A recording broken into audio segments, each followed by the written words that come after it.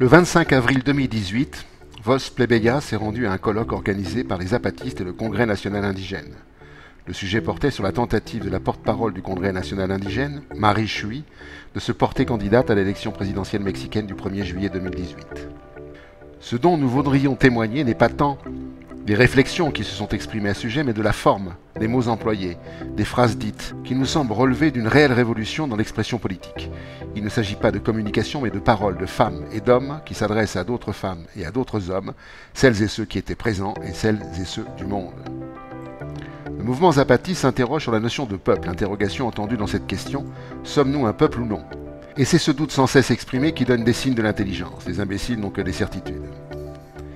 Les zapatistes voient leur révolution et leur expérience de l'autonomie comme une parmi d'autres dans un monde qui naît et disent « Nous luttons pour un monde fait de plusieurs mondes ».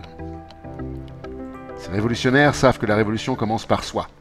Il faut briser nos propres conditionnements.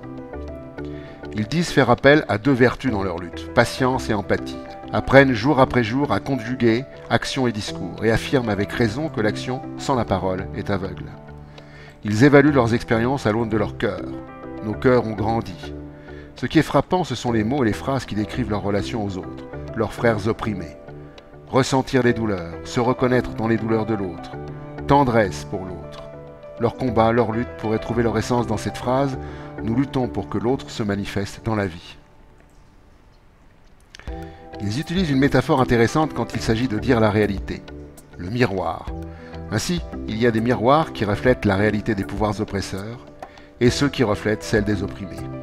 Ce sont ces seconds qui doivent être regardés et les premiers qui doivent être brisés. Ils expriment aussi cette joie qui défie la tristesse infinie des pouvoirs gris, aux visages compassés, aux pensées cravatées, la joie de la révolte.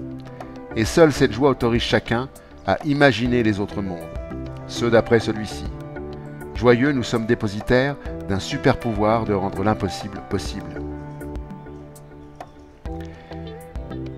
La lutte révolutionnaire est un apprentissage. Apprendre à changer l'heure du temps. Apprendre à solutionner les choses par la parole. Apprendre à décapitaliser la pensée et le comportement. La guerre qui est menée aujourd'hui par le capital est une guerre de la mort contre la vie. C'est le dépouillement des femmes et des hommes de leur culture et de leur pouvoir de déterminer leur destin.